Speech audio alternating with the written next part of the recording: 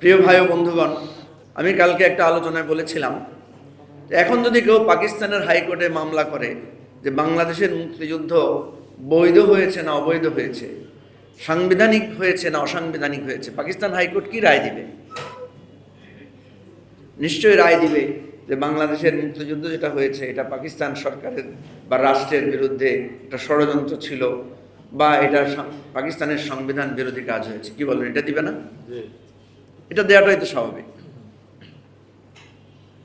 21শে ফেব্রুয়ারিতে যে আমাদের ভাষা সংগ্রামীরা 144 ধারা ভঙ্গ করেছে, এই 44 ধারা ভঙ্গ করা কি আইনি হয়েছে না বেআইনি হয়েছে?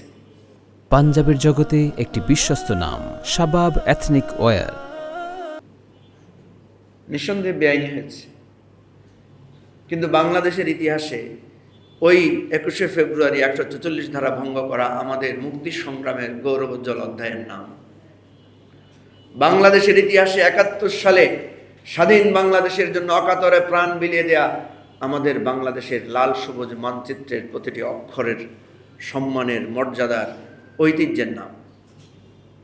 তাহলে আমরা তো এই ফয়সালাগুলো আগেই করেছি, এই হিসাব তো আমরা আগেই করেছি।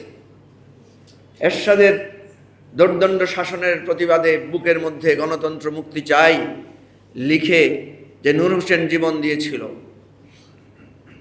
তাকে যে গুলি করা হয়েছে, সেই গুলির অর্ডারে কি লেখা ছিল?